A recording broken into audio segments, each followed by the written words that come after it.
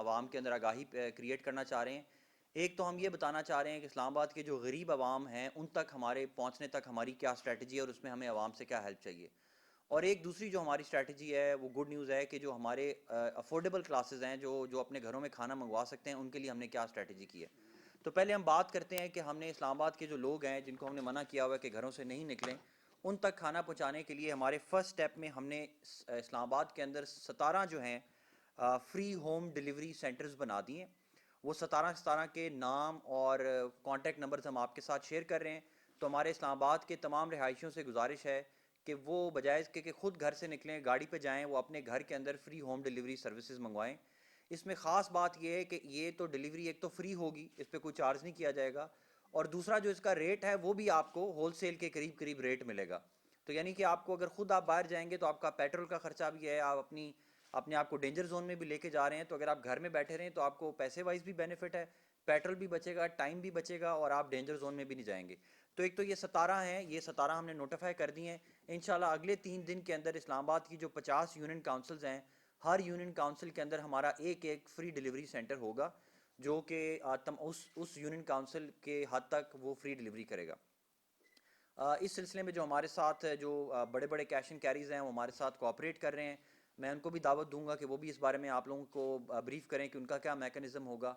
दूसरी चीज़ जो हम आपको बताना चाह रहे हैं वो ये है कि आवाम के अंदर बहुत सारे लोग हैं जो फिलैंथ्रोपी का काम करते हैं, चैरिटी का काम करते हैं।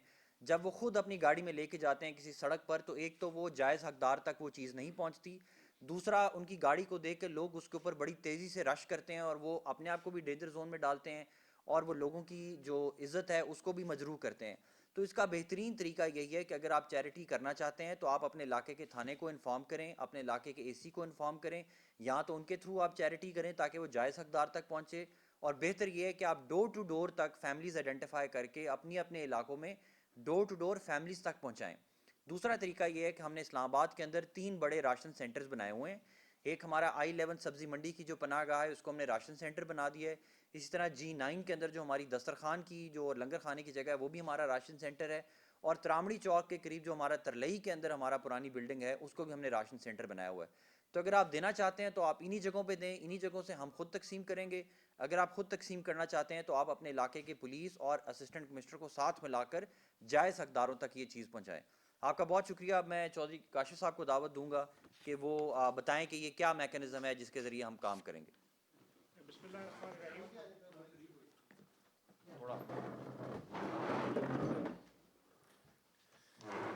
बिस्मिल्लाहिर्रहमानिर्रहीम। जिस तरह के डिप्टी कमिश्नर इस्लामाबाद जनाब हमजा शफ़क़ात साहब ने आपको बताया है कि इस्लामाबाद के शहरियों को वज़ीर आज़म पाकिस्तान जनाब इमरान ख़ान साहब और वफाकी हुकूमत और ज़िले इंतज़ामिया की जो मुल्क भर के अंदर हिदायत हैं कि लोग इस वायरस से बचने के लिए घरों के अंदर महदूद रहें ताकि वो इस वायरस से महफूज रह सकें। इस सिलसिले में ज़िले इंतज़ामिया इस्लामाबाद ने बहुत अच्छे इकदाम उठाए हैं, और इन्हीं इकदाम को सपोर्ट करते हुए मरकज़ी अंजुमन ताजरान इस्लामाबाद और तंजीम ताजरान पाकिस्तान ने भी डिप्टी कमिश्नर इस्लामाबाद की एडवाइस के ऊपर हमने यहाँ के बड़े कैश एंड कैरीज उन्होंने फ्री होम डिलीवरी के लोग टेलीफोन अपने घर से बैठे हुए करेंगे और उनको टेलीफोन के ऊपर होल सेल के करीब रेटों के ऊपर उनके घरों पर ये अशिया मुहैया की जाएंगी। और अगले दिनों के अंदर हम इंशाल्लाह इस्लामाबाद की तमाम यूनियन कौंसल्स के अंदर ये सहूलत देंगे कि लोगों को उनके घरों के ऊपर ग्रॉसरी की चीज़ें, तमाम ज़रूरियात ज़िंदगी की जो चीज़ें हैं वो घरों के ऊपर मिल सके, ताकि लोगों का बाहर निकलना कम हो, और जितना बाहर निकलना कम होगा उतना इस वायरस से महफूज रहना आसान हो सकेगा। और इस मौके पर जो डिप्टी कमिश्नर साहब ने भी कहा, मैं भी इस्लामाबाद की ताजर तंजीमें, पाकिस्तान के ताजर, पाकिस्तान के मुखैर हजरात इस वक्त दिहाड़ीदार लोगों की, रक्शे वालों की, छाबड़ी वालों की, गरीब लोगों को खाना पहुंचाने के लिए, राशन पहुंचाने के लिए अपनी अपनी जिम्मेदारियां अदा कर रहे हैं। लेकिन इन तमाम कोशिशों को कोऑर्डिनेट करने की ज़रूरत है ताकि मुस्तहिकीन तक ये चीज़ पहुंच सके। तो इस सिलसिले में भी इस्लामाबाद के अंदर भी मैं इस्लामाबाद की ताजर बरदरी को भी और मुखैर हजरात से भी दरख्वास्त करूँगा कि चाहे वो डॉक्टर्स के लिए तिब्बी आलात हों, सेल्फ़ प्रोटेक्शन किट्स हों, या इसी तरीके से राशन और खाना हो, उसके लिए भी वो कोऑर्डिनेट्स एफर्ट्स के अंदर शामिल हों ताकि हम असल मुस्तहिकीन तक ये चीज़ें पहुँचा सकें। बहुत बहुत शुक्रिया जी। शुक्रिया। कोई सवाल है तो पूछ लें। तो ये क्या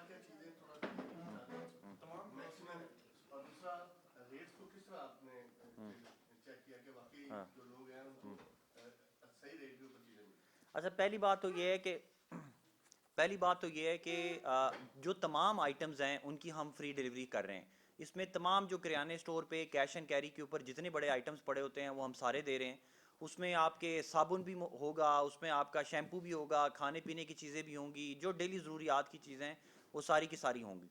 और इसका मैकेनिज्म ये होगा कि हम बड़े कैश एंड कैरी स्टोर्स के लिए ही कर रहे हैं। उनको हम ये फैसिलिटी दे रहे हैं कि हम उनका जो सामान दूसरे शहरों से आ रहा है या मंडियों से ले रहे हैं उसमें हम उनको फैसिलिटेट करें, ताकि उनका भी ये मॉडल सस्टेनेबल होगा। ये पॉसिबल नहीं है कि वो चीज़ महंगी लें तो वो सस्ता नहीं दे सकेंगे, फिर उसमें चोरी होगी, और वो बिल्कुल मुनासिब मॉडल नहीं है। तो इसमें बेस्ट मॉडल ये है कि वो थोड़ी अपना प्रॉफिट मार्जिन कम करेंगे और लोगों के घरों तक ये चीज़ें पहुंचाएंगे, और उसमें कोई ज़्यादा खर्चा भी नहीं होगा। एक एक मोटरसाइकिल होगा जिसको हम परमिशन लेटर इशू करेंगे, या एक एक गाड़ी होगी, वही अपने इलाके के अंदर अंदर चीज़ों को दे के आएगी। इसमें हमने बहुत दूर दराज तक के भी करने की ज़रूरत नहीं है। इसीलिए हमारा जो स्ट्रैटेजी है वो यही है कि इस्लामाबाद के अंदर 50 इस तरह की हर यूनियन काउंसिल के लिए कैश एंड कैरी हो, जो अपनी ही यूनियन काउंसिल को करे, ताकि उसको भी वो ट्रैवलिंग की कॉस्ट ना पड़े और निज़ाम भी हमारा सही चलता रहे। सर ये बताएं कि इस्लामाबाद में भी तकरीबन 50 केस पहुंच चुके हैं, तो इसको मजीद रोकने के लिए क्या इकदाम करें? ये तो आपने एक स्टेप बता दिया कि होम डिलीवरी दे रहे हैं, तो इस वायरस को मजीद रोकने के लिए देखें, वायरलेस को रोक जो हमारा वायरस है इस्लामाबाद के अंदर 51 के करीब हमारे केसेस हो चुके हुए हैं। इसको रोकने का जो प्रिवेंटिव तरीके हैं वो दो ही तरीके हैं। एक तो ये है कि हम सोशल डिस्टेंस की पॉलिसी पे अमल करें। जो लोग अभी जनाजों में भी जा रहे हैं, मंडियों में भी जा रहे हैं, बाहर फिर रहे हैं, अगर वो करते रहेंगे तो ये रोकना बहुत मुश्किल होगा। तो एक तो हम लॉकडाउन को थोड़ा सा सख्ती करने लगे हैं। आज से भी हमने देखा है कि बहुत वायलेशंस थी। पहले तो हम उनको लोगों को समझा रहे थे, अब हमने अवेयरनेस से अब आगे हम इन्फोर्समेंट के मोड पे आ रहे हैं। दूसरा हमने ये किया हुआ है कि इस्लामाबाद के अंदर हमारी 28 हेल्थ की टीमें हैं, जिनको हम रैपिड रिस्पांस टीम्स कहते हैं। इनका काम ही ये है कि जैसे ही कहीं पे केस की खदशा होता है या सस्पेक्ट हमें पता चलता है, ये टीम जाती है, वहाँ पे लोगों के सैंपल्स लेती है, उनके सिम्टम्स चेक करती है, उनको एजुकेट करती है, और अगर वो केस पॉजिटिव हो जाए तो उसको वहीं पे क्वारंटाइन कर दिया जाता है, उसके घर के बाहर बोर्ड लगा दिया जाता है, और उसको समझा दिया जाता है कि अब आपने बाहर नहीं जाना, और उसको पुलिस के थ्रू हम कंट्रोल भी कर रहे हैं। लेकिन इसमें ये सारा काम इंतज़ामिया अकेले नहीं कर सकती, लोगों को खुद करना है। इस्लामाबाद के अंदर भी वायरस को, हालांकि हमने बहुत अच्छी अपनी एफर्ट्स किए हैं, इसके बावजूद भी आप देखें कि 51 केसेस हो गए हुए हैं। और अगर हमने ये इसी तरह अपना अपना रवैया नहीं बदला और लोग फिरते रहे और बाहर, अभी देखें जो आखिरी हमारे 10 केस हैं वो सारे के सारे वो हैं जो शहजाद टाउन के जनाजे में शामिल हुए थे। और कब शामिल हुए थे? वो 14-15 मार्च को शामिल हुए थे। तो और आपको पता है कि हम फरवरी से कैंपेन कर रहे हैं कि इस तरह के काम ना करें। तो उन्होंने जनाजे अटेंड करके, हालांकि ये फ़र्ज़ किफ़ाया था, वो घर पे भी कर सकते थे, एक बंदा भी अटेंड कर सकता था, उन्होंने एक अपने आप को मुश्किल में डाला, और अब वो सफ़र कर रहे हैं। रावल टाउन में भी वही केस हैं, शहजाद टाउन में भी वही केस हैं। इसी तरह जो बाकी हमारे केसेस हैं वो ज़्यादातर मेजॉरिटी वो हैं जो बाहर के मुल्क से आते हैं और वो अपनी होम क्वारंटीन हो रहे हैं। लेकिन अभी हमारा अगला जो चैलेंज है वो ये है कि अब बाहर से परवाज़ों का जब आमदोरफ्त शुरू होगी, कल भी 300 के करीब लोग आ रहे हैं, उनको चेक करना, उनको स्क्रीनिंग करना, फिर उनको करंतना में रखना, और फिर उनका पूरा इंतज़ाम करना, ये हमारे लिए बहुत बड़ा चैलेंज होगा। इसमें हमें प्राइवेट सेक्टर की भी ज़रूरत है, मीडिया की भी ज़रूरत है कि हमारे साथ सपोर्ट करें, और जो भी हमारी फिलैंथ्रोपिस्ट ऑर्गेनाइजेशन है उनसे भी हमने मदद की अपील की है। सर ये बताइए कि जब सैनिक आ रहे थे ईरान से तो उनको वहाँ भी क्वारंटाइन किया गया और उसके बाद सिंध और पंजाब में जब हम्म। भेजे गए तब ये केसेस सामने आए। इस्लामाबाद में भी हमने देखा कि एक मरीज का पहले नेगेटिव आया, दूसरी बार पॉजिटिव आया, फिर 2 बार नेगेटिव आए। हम्म। तो जिन लोगों को आपने चेक किया जो बाहर से आए हैं, जिनके आपने टेस्ट भी किया, क्या श्योरिटी है कि उनको अगले 5 या 6 दिनों में या 10 दिनों हम्म। में कोई सिम्टम्स जाहिर नहीं होंगे या हम्म। फिर वो पॉजिटिव नहीं आएगा उनमें हम्म। जिनको आपने कर भेजा? देखिए, पहले जो स्क्रीनिंग हो रही थी, स्क्रीनिंग की दो किस्में हैं। एक स्क्रीनिंग होती है जिसको हम कहते हैं सिम्टोमेटिक स्क्रीनिंग। जैसे ही बंदा आया, उसको देखा गया, उसका टेम्परेचर चेक किया गया, क्योंकि जिसके अंदर भी वायरस होगा उसमें से 90% चांस ये होता है कि उसका टेम्परेचर जो है वो 100 डिग्री तक चला जाएगा, यानी कि 98 डिग्री से ऊपर चला जाएगा। दूसरा तरीका है, उसको फ्लू होगी, गला ख़राब होगा, आंखें होंगी, बॉडी की में पेन होगी। तो पहले तो ये सिंपल स्क्रीनिंग हो रही थी जिसके अंदर से फिर लोग निकल जा रहे थे। अब जो हमने स्क्रीनिंग की है, जिसमें हमने पहले कतर और दोहा के 220 बंदे, और जो हम थाईलैंड से 175 बंदे लाए हैं, इन सब का हमने पीसीआर टेस्ट किया है।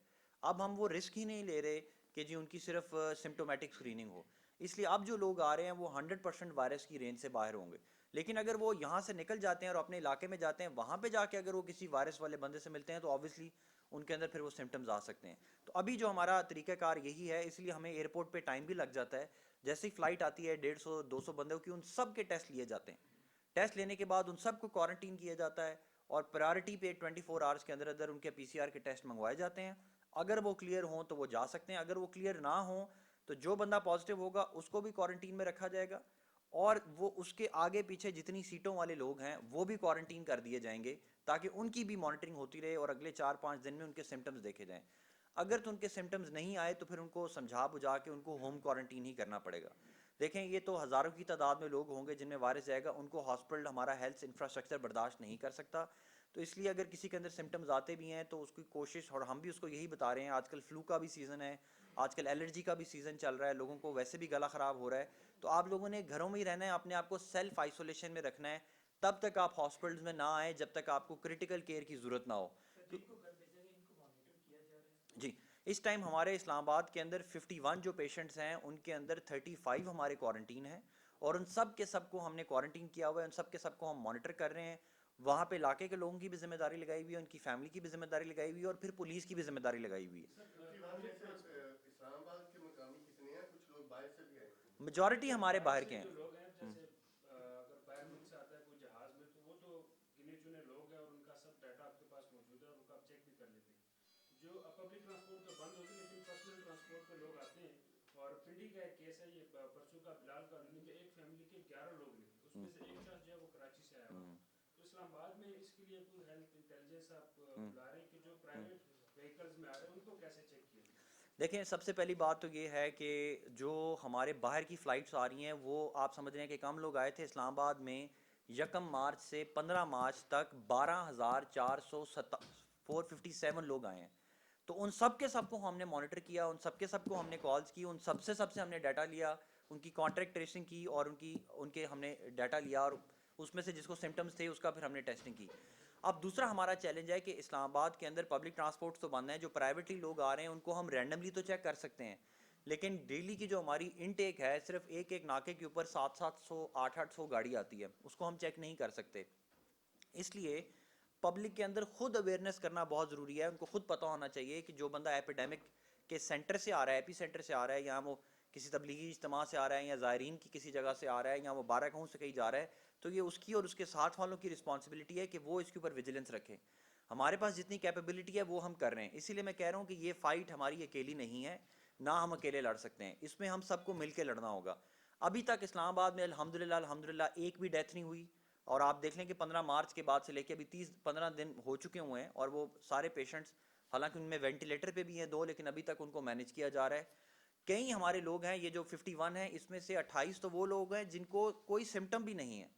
तो अल्लाह का शुक्र है कि हमारी अपनी भी इतनी इम्यूनिटी है कि उन्होंने अपने आप को मैनेज किया हुआ है। अब मेरी आवाम से यही गुजारिश है कि आप लोग अगर अपनी मूवमेंट कम रखेंगे, जितनी मूवमेंट कम करेंगे उतना आपका रेट कम हो जाएगा। अगर आपको सिम्टम डेवलप भी हो रहा है और वो सीरियस नहीं है तो फिर भी आप अपने आप को होम आइसोलेशन में रखें, क्योंकि अभी लोग एलर्जी की वजह से भी बीमार हो रहे हैं। और तीसरे, अगर वर्स्ट कम वर्स्ट आपको बहुत ज़्यादा क्रिटिकल केयर की ज़रूरत पड़ती है तो आप 111-116 पे कॉल करें, टीम्स खुद आपके घर पे पहुंच के आपको लेके जाएंगी। आपने पब्लिक ट्रांसपोर्ट या अपने फैमिली, अपने घर में बूढ़े और अपने बच्चों को इस मुसीबत में नहीं डालना। सर ये बताइएगा, मर्जा साहब गुजारिश करने दीजिएगा, सर ये अर्ज करनी थी कि आपने ये जो बिजनेस के लिए किया है, आपने बहुत से लोगों के बिजनेस बंद करवाए हैं, इनको आप खुलवा रहे हैं, क्या क्राइटेरिया क्या है कि आपने क्यों इन सबको लिया और इनको साथ आप यूटिलाइज ऑन कर रहे हैं? ऐसा भी हो सकता है कि इनसे कम रेट्स वाले भी आपके साथ कोई अप्रोच करते हैं, अगर आप ओपन कॉम्पिटिटिव प्रोसेस कराते हैं, जो भी होता है, इनको आपने किस क्राइटेरिया में किया? और दूसरा तो ये बताइएगा कि आपने सिर्फ भारतों में बड़ी डिसइंफेक्शन की, बाकी जो इस्लामाबाद के इलाके हैं वहां पर जरूरत नहीं थी, ये रिमशा कॉलोनी वगैरह में यहाँ पे आप क्या कर रहे हैं?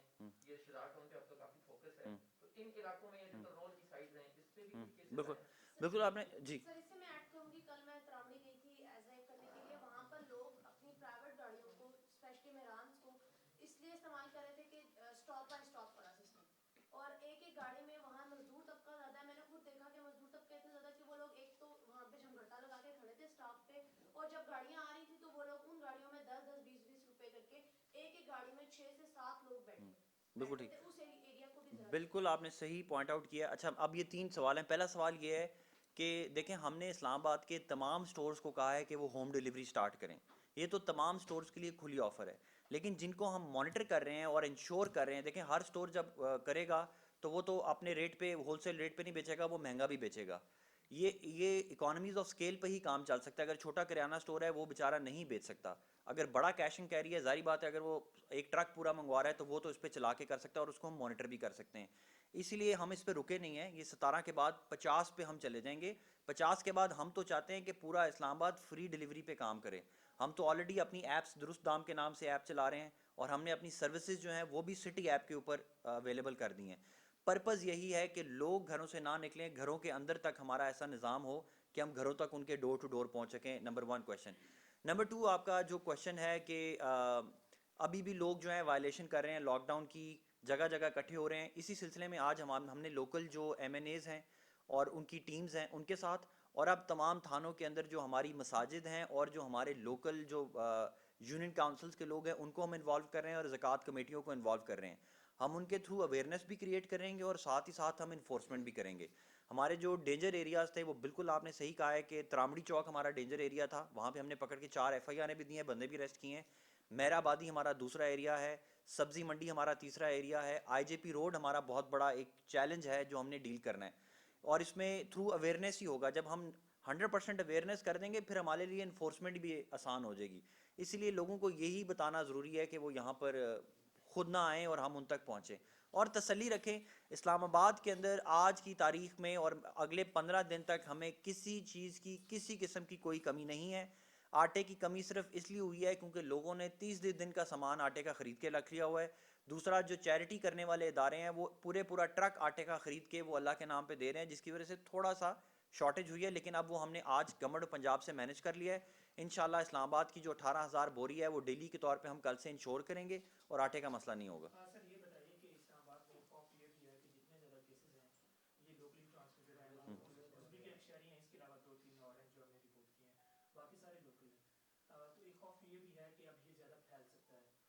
क्या असेसमेंट है आपकी कि इस्लामाबाद में कितनी हद तक अंडर कंट्रोल है? देखें, जो इस्लामाबाद के जो सारे केसेस हैं वो इस्लामाबाद में मोर देन 60% लोकली नहीं हैं। यानी कि जो 13 बंदे तबलीग के आए उनमें से 6 उकाड़ा के हैं, 6 जो हैं वो नॉन पाकिस्तानी हैं, जिसमें से एक आप बता चुके हैं किर्गिस्तान के हैं। तो वो इस्लामाबाद में आए और उन 13 को हमने फौरी तौर पे क्वारंटीन किया और उन 13 से किसी 14वें बंदे को हमने नहीं होने दिया। तो एक तो ये हमारी सक्सेस है। शहजाद टाउन में भी जो हमारा केस है वो केस जो था वो उसको इस्लामाबाद से ट्रांसमिट नहीं हुआ, उसको लाहौर से ट्रांसमिट हुआ। वो यहाँ पर आया, अनफॉर्चुनेटली उसकी सास फौत हो गई, तब तक उसको सिम्टम्स नहीं थे। सास के जनाजे के अंदर लोग इकट्ठे हुए और ट्रांसमिट हुआ। रावल टाउन में भी केस चला गया और दूसरी जगहों पे भी केस चला गया। बाकी इस्लामाबाद के जितने केसेस हैं, हमारा एक F8 में केस है, I10 में 3 केसेस हैं, एक हमारा DHA के 2 केसेस हैं। DHA वाले दोनों इंग्लैंड से आए, ब्रिटिश एयरवेज से आए। F8 वाला केस जो है वो सऊदी अरब से आया। I10 वाले केस जो हैं वो बाहर के मुल्क से आए। तो अभी तक इस्लामाबाद में अल्हम्दुलिल्लाह लोग कोऑपरेट कर रहे हैं और सेक्टोरल एरिया में लोकल ट्रांसमिशन का एक भी केस नहीं है। अगर एक आध है तो वही है जो घर में मियाँ बीवी थे, अदरवाइज हमने अपनी सोशल डिस्टेंस की पॉलिसी से अपने आप को बचाया हुआ है। और ये लेकिन अभी बहुत कम है, ये आहिस्ता आहिस्ता और बढ़ेगा। इसलिए ज़रूरत ये है कि लोग इस चीज़ को समझें। ये जो शामों को अपने बच्चों को क्रिकेट खेलने भेज देते हैं, ग्रीन एरियाज़ में जा रहे हैं, या मूवमेंट बिला वजह की, जो मजबूरी है वो तो मजबूरी है, वो तो उसका तो कोई तोड़ नहीं है। मंडी चलनी है वो तो चलनी है, उसमें हम ये रिस्क ले रहे हैं, उसमें हम प्रिकॉशनरी मेजर्स ले सकते हैं। पनाह गाहें हैं, उन लोगों के पास और कोई ज़रिया नहीं है, या तो वो ज़मीन पर सोएंगे या फिर वो भिकारी बन जाएंगे या वो डाके मारेंगे। तो उनको हमने इसी तरह सस्टेन करना है। ये हमारे डेंजर्स एरिया हैं, ये तो हम करेंगे। बाकी के लिए हम जो प्रिकॉशनरी मेजर्स ले सकते हैं वो हम लेते रहेंगे। जहाँ तक डिसइंफेक्शन की बात है, जो हमारे प्रायोरिटी एरियाज़ हैं, देखें हमारे लिए तो बड़ा आसान था कि हम पॉश एरिया से स्टार्ट करते, पहले E7 में करते, उसके बाद हम सेक्रेटेरिएट में करते, लेकिन हमने सबसे पहले 12 कहूँ में किया, पोली क्लिनिक में हमने किया, शहजाद टाउन में हमने किया, H9 की कच्ची आबादियों में किया और पनाहगाहों में किया। इंशाल्लाह अगले 14-15 दिनों में पूरे इस्लामाबाद की हर स्ट्रीट और हर गली डिसइंफेक्ट होगी। Thank you. लास्ट सवाल ये है कि आपने जिस तरह बात की कि बहुत सारे केसेस जो कि मतलब इस्लामाबाद के अपने नहीं है, तो 2 दिन हमने M1 और M2 का एनालिसिस किया कि क्या कोई प्रिकॉशनरी मेजर है या नहीं है।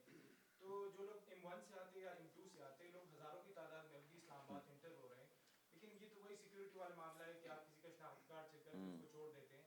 तो एक बहुत बड़ा ह्यूज ट्रैफिक है इस्लामाबाद के अंदर आ रहा है, तो इसके लिए क्या है? देखिए, मैंने सर को बताया, क्वेश्चन सर और ले लें। हाँ ये हम इसका जवाब दे दिया था मैंने पहले। सर हाँ जो डिलीवरी जो होम टू होम डिलीवरी है, इसके लिए कोई नए सिरे से हायरिंग वगैरह कर रहे हैं या जो पहले से पिज़्ज़ा की या मुख्तलिफ रेस्टोरेंट्स के साथ लोग लगे हुए थे, उन्हीं को देखें, इनके दो सवाल थे। देखें, जो तो जहाज़ के ज़रिए इस्लामाबाद में आ रहे हैं उनकी तो हम स्क्रीनिंग और टेस्टिंग 100% कर रहे हैं।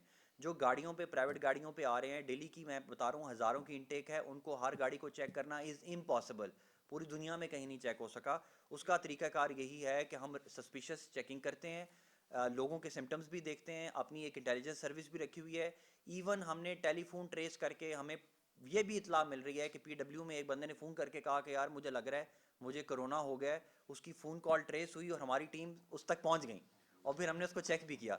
तो हमारी अल्हम्दुलिल्लाह हम पूरी कोशिश कर रहे हैं, लेकिन फिर भी 22 लाख की आबादी है और मेरे पास इंतज़ामिया के अंदर 100-200 बंदा है। ये इतना ही हम कर सकते हैं जितना हम कर सकते हैं, बाकी काम अब आप लोगों का है। ये आपकी अपनी जिम्मेदारी भी है जो आपने अल्लाह ताला को भी जवाब देना है। ठीक है सर, थैंक यू। कोई तरीका बता दिया आप लोगों ने? हाँ, बताया ना ये नहीं सर, जो लोग खुद राशन वगैरह जो है लोगों को प्राइवेट तौर पे राशन मैंने बता दिया है, वो सवाल मैं दे चुका हूँ।